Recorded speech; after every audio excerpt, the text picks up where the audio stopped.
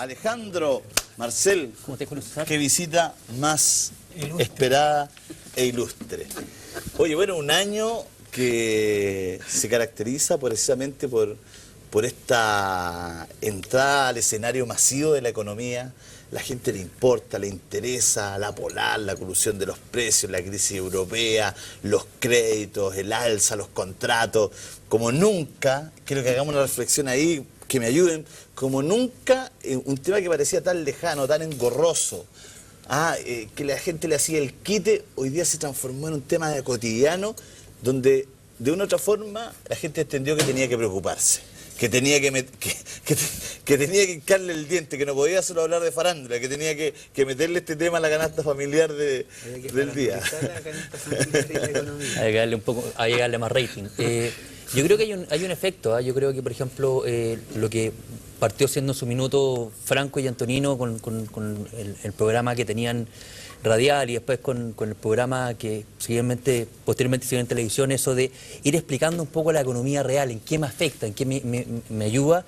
Yo creo que es un tema súper importante porque la gente de alguna manera se da cuenta que se ha hecho este año también, mucha gente que estamos saliendo en medio ha empezado a hablar de la economía en pera y manzana. Empezamos a sacarle los nombres y los apellidos extraños y le empezamos a decir a la gente, mire, entienda, porque en la medida que usted lo entienda, esto también va a tener repercusiones favorables en su bolsillo.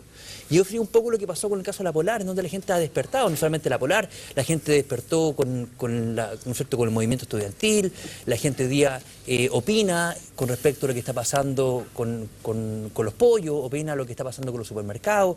Nos damos cuenta que hoy día la gente ha acortado esa brecha en la simetría de información y con mayor información está dispuesta a exigir. Y eso efectivamente ha llevado a plantearnos muchas veces también la efectividad del modelo hoy día, ¿no es cierto?, el modelo neoliberal fue como el gran damnificado el año 2011. Entonces, oye, bueno, este libre mercado es bueno. Sí, y nos estamos dando cuenta que el modelo libre mercado hasta el momento no es bueno, pero al menos malo, y el que requiera de más regulaciones. Oh, hizo una mueca, Claude, pero...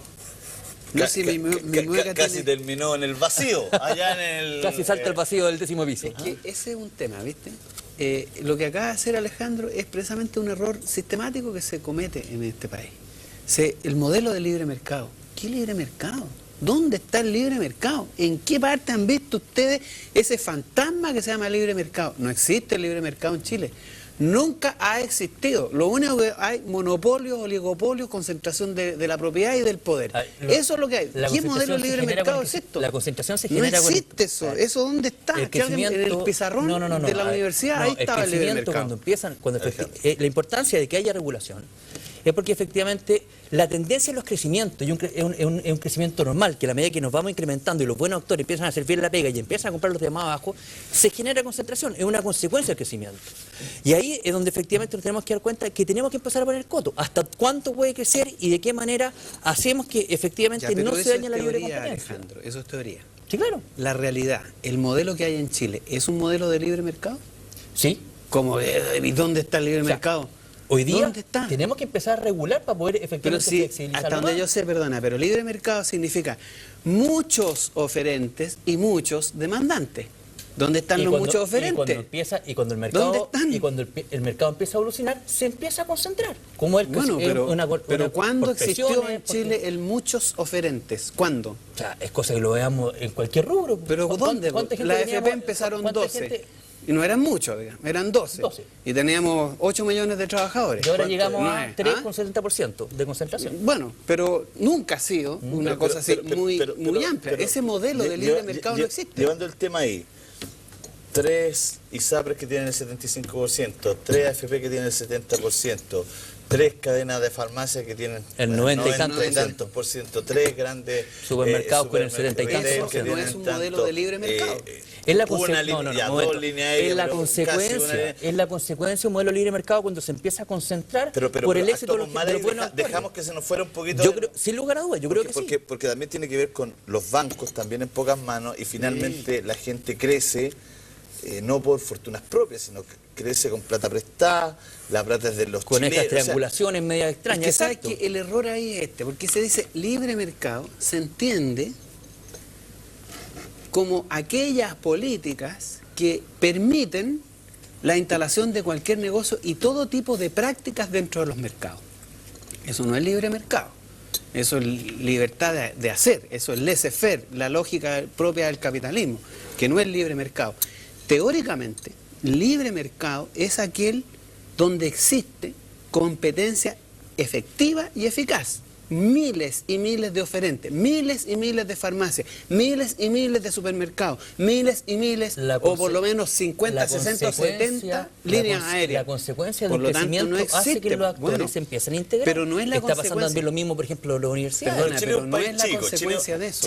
Chile es un país chico. Por lo mismo No es falta la regulación. consecuencia de eso, es la consecuencia de esta lógica ideológica de decir el libre mercado es bueno, tenemos que dejar que exista el libre mercado, Yo no sé si- entonces no sé se si es algo desregula. yo no sé si es algo ideológico de Eso es fondo, ideológico, porque finalmente, ¿qué significa todo esto? Estas leyes que se han implementado, estas desregulaciones, porque la desregulación no es que no se haya implementado, la Sí, desregulación se hizo.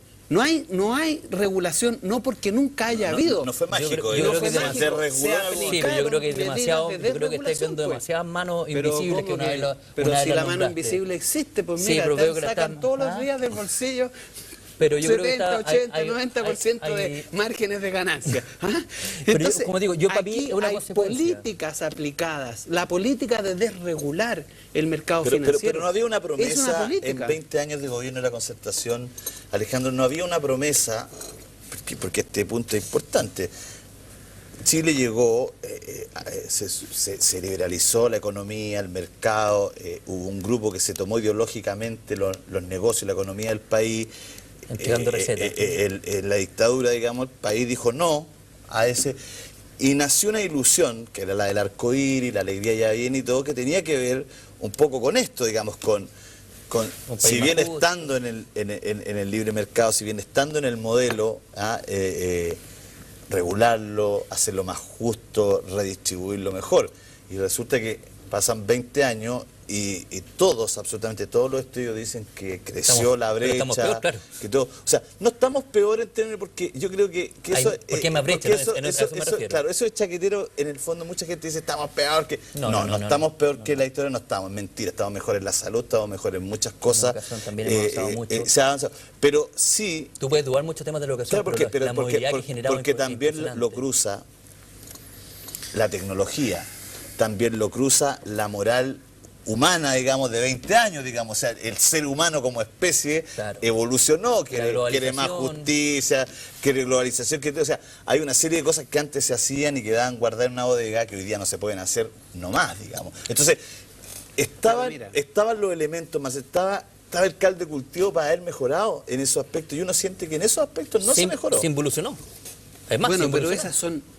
No ocurrió por espontaneidad esta cosa. Fueron políticas aplicadas. Se eliminó el sistema de reparto para el tema de las pensiones. Las pensiones públicas hoy día son 3 veces más altas que las pensiones privadas. Eso es el resultado de una política orientada a privatizar el sistema de la AFP. Entonces, no es que ocurrió porque resulta que de repente empezó a ocurrir a aplicarse este modelo de libre mercado. Son políticas, decisiones de política. Yo El creo que que los eso- trabajadores no tengan nada que decir respecto a sus fondos de pensión es una decisión política, es una ley aprobada en el Parlamento, una inducción desde el poder. No es una cosa que ocurre por generación espontánea, por el natural funcionamiento de los Y mercados. por lo mismo hemos venido hablando durante Bueno. varios capítulos atrás de que tenemos que generar modificaciones, que hay que tratar de hacer un Chile más justo, Ya, de repartir pero la mejor. pregunta era concreta, ¿por qué si Chile empoderó a una coalición como la Concertación 20 años para que regulara, para que no hubiese tantos oligopolios, para que la cosa cambiara, qué pasó en esos 20 años? No se Porque hizo le la pega, explota ¿no? hoy día Piñera, le explota, digamos. ¿Qué pasó? Que se encontró con la cosa más concentrada, con la redistribución peor, de una u otra forma con muy poca regulación, muy poca expectativa de regulación, con penas que antes iban a la cárcel, que ya no fueron más a la cárcel, etcétera. ¿Qué pasó? ¿Qué pasó? No se hizo la pega. ¿te ¿Pero qué pasó? No se hizo la pega. ¿Por qué no se hace la pega? No, si la pega la hicieron y la hicieron muy bien.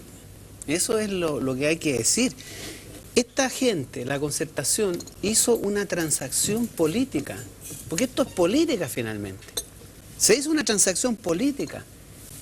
El cambio de la dictadura a la democracia, entre comillas, porque en Chile no hay democracia, ese cambio fue negociado.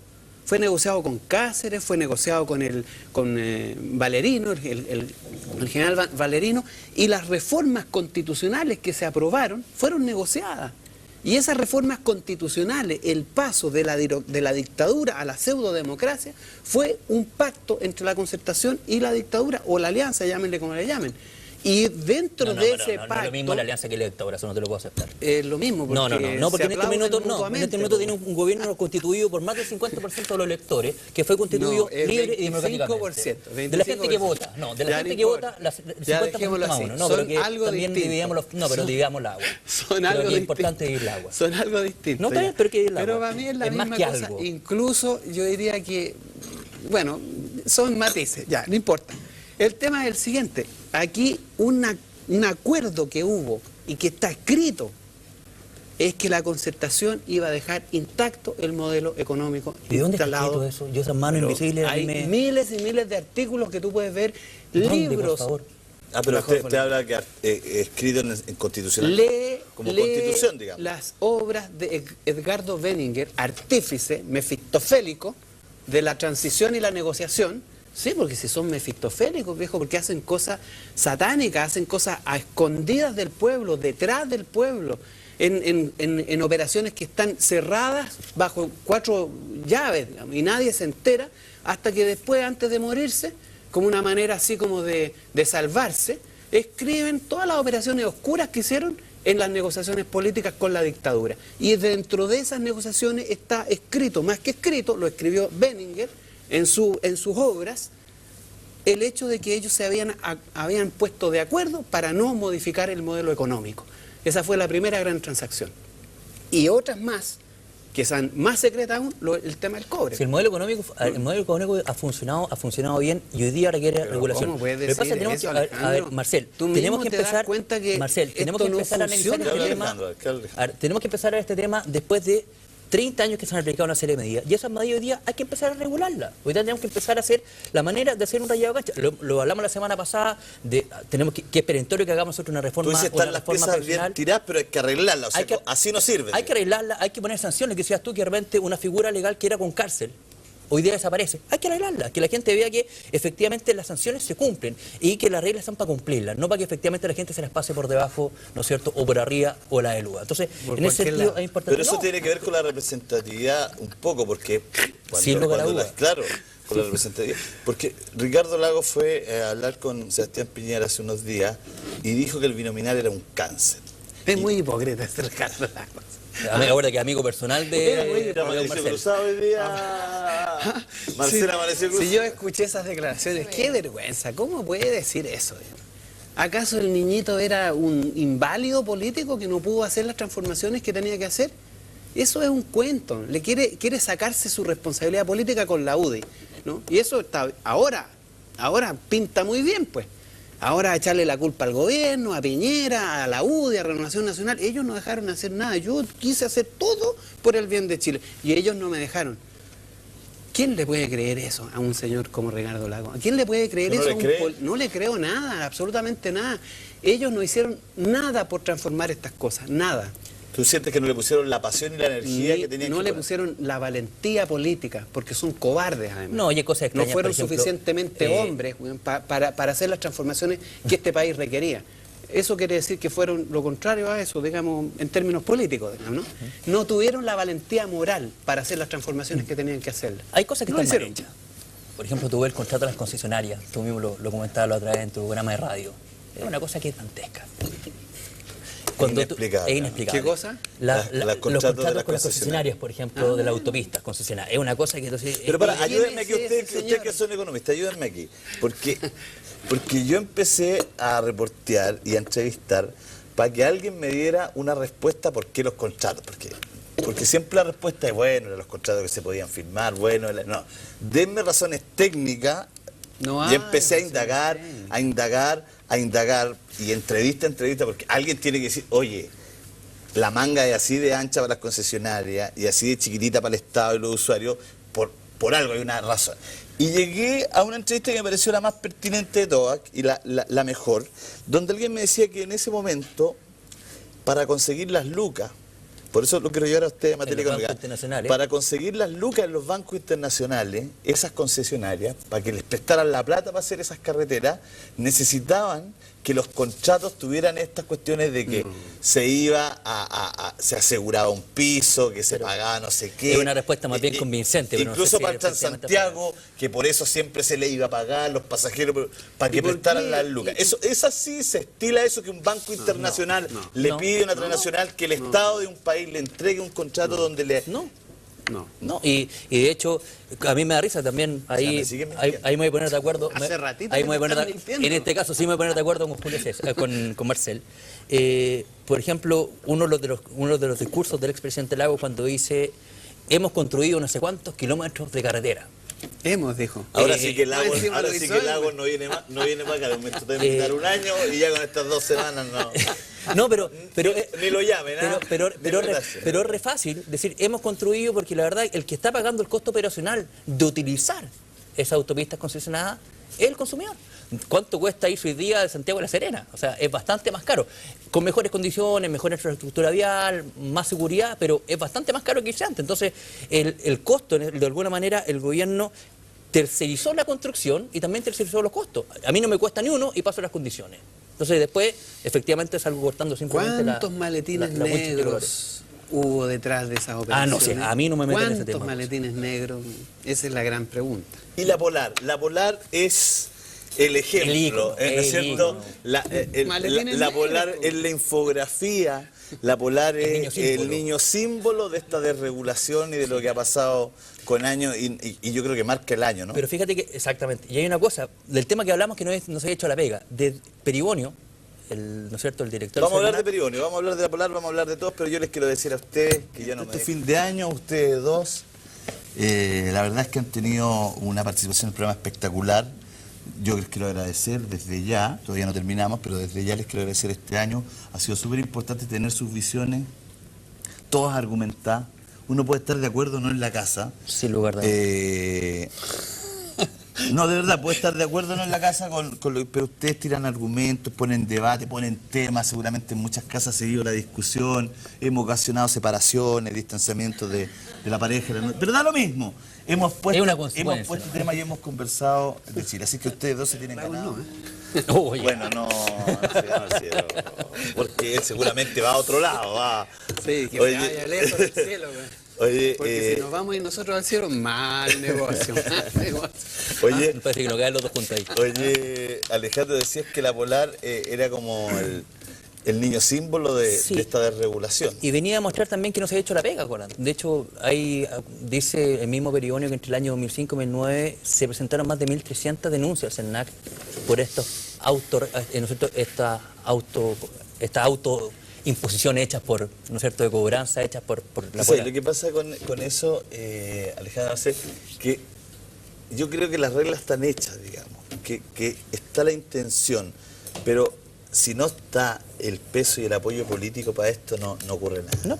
Yo creo que ese es el valor igual del gobierno de Piñera en estos años, de haber ellos puesto en el fondo la fianza política para decir, oye, que se sepa esto, y se ha hecho la pega. investiguemos En eso se ha hecho la esto, pega. y todo en circunstancias, y por eso a uno le extraña tanto que en los otros años, cuando se suponía que esto era parte fundamental del ADN de la coalición de gobierno, no haya estado lo que tú dices, la valentía política para ir contra... Y de hecho el tema de las farmacias, ¿cuándo saltó? Saltó cuando uno de los tres actores reconoció. Si no, todavía a lo mejor estaríamos en... Hay en también tierra un nadie. elemento que hay que considerar en esto, ¿no?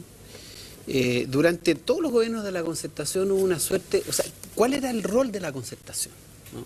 Por eso que muchos empresarios hoy día quieren que vuelva la concertación y no les gusta que Piñera gobierne porque de alguna manera esto como que queda al desnudo. No están en el 26% hoy entonces. ¿Cuál 26%? De la CEP. De la CEP. Ah, no, de eso vamos a hablar después. ¿Qué es lo que era la concertación? Era una suerte de contrafuerte, ¿no? Aquí está el modelo, los oligopolios, los abusos, las grandes utilidades, protegidos por un cuerpo de centuriones que son los políticos de la concertación y la concertación en general. Sus generales, sus comandantes en jefe, ellos protegían el modelo. Qué apocalíptico. Pero sí, así. Pero romano. Tipo romano, así, ¿no? Ellos protegían esto, ¿no? Y de alguna manera actuaban como espacio de contención del descontento, ¿no? Tenían una suerte como de clientelismo. Y el socialista que siempre había votado que siempre ha sido socialista, bueno, tenía cierto afecto, cierto cariño por la Concertación, por las figuras, porque muchos de ellos estuvieron en el exilio, lo conocí en el exilio, es un tremendo sacrificio, estuvieron ahí exiliados, estuvo preso conmigo, estuvo en la isla 2, qué sé yo. Tenían como esa trayectoria que de alguna manera los limpiaba, ¿no? Y contenían el descontento popular. Una vez que sale este centro, este círculo de contención y de ablandamiento, queda al desnudo el modelo y sus defensores, que es la derecha, es Piñera y todos sus partidos de gobierno. Quedan al descampado, por decirlo así. Y entonces se produce una sintonía. La gente identifica su malestar con políticas de derecha, ¿no? Y al ocurrir eso, es más fácil el enganche que introduce el movimiento estudiantil en este escenario. El movimiento estudiantil entra y se legitima en parte muy importante porque hay un sector de la sociedad política que está dispuesta a cuestionar estas cosas porque son de origen de la oligarquía de derecha y del poder.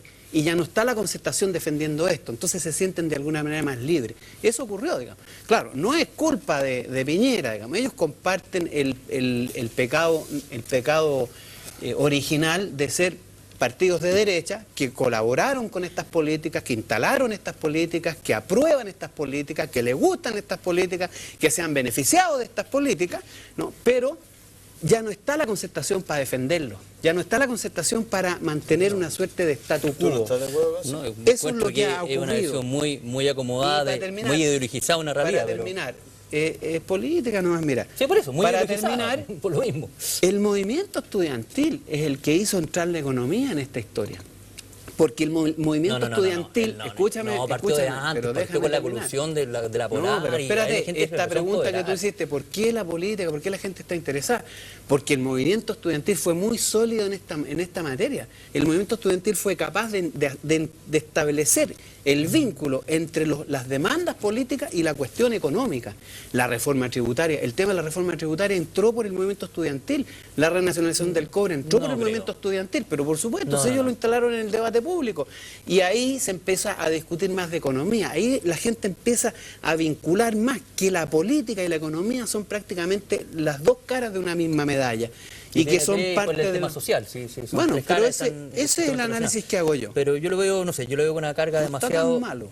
Que es demasiado ideológica, creo que claro, bajo tu prisma calza perfecto. Pero yo es ideología. Por eso, no creo que haya tantas manos ocultas, ni que haya... Yo creo que también hay un tema que, lo que tú decías, Julio César, hay un crecimiento que ha tenido el país, que eso es indiscutible. Se está mejor de lo que se estaba antes, también es indiscutible. Y hoy día, cuando ya tenemos una buena condición, eso es perfecto, ahora mejoremos lo que ya está. O sea, ahora nuevamente entremos a regular, demos mejores condiciones, tratemos de, ¿no es cierto?, hacer un Chile más parejo, con una cancha más justa para todos. Oye, sin argumentar porque no tenemos tiempo, ¿quién es el personaje para ti del año en este país? La Camila Vallejo. ¿Para ti? ¿El personaje más importante de este año en Chile? No sé, hay varias gente importante. Pero uno, si tuvieras que decir por uno. ¿El personaje relevante así? Sí. Para el país, digamos. Bueno, yo podría decir que no me gusta esa cosa, pero bueno, creo que coincidiría como que simboliza lo que a mí me pareció relevante hoy día en Chile, la figura de Camila Vallejo como líder política estudiantil, digamos, que de alguna manera muestra todo esto que yo he planteado. Digamos, que es un ícono. Muchas gracias. Vamos a tratar de tener esta conversa para un programa entero. Se nos viene enero, sigamos bueno, de 1 hora y media, y de repente vamos a dejar aquí, pero le vamos a poner un par de invitados más. Le gustaría para hacer esta conversación, crecer, pues sería entretenido, ¿no? A Ricardo Lago. ¿A Ricardo? ¿Con usted? Aquí, sentémoslo acá. Llámalo. Julio César. Apúntelo a la cámara 4 Claro. con el día de hoy. Usted, señor Lago, usted tiene que darle cuenta a este país por hipócrita, por mentiroso, por faltar a la verdad, por ser deshonesto y traidor. Eso. Ya, nosotros vamos a continuar. Llegó por cámara. Gracias. Llegó relajado con short y chancletas. Que no lo vea Cañulef, por favor.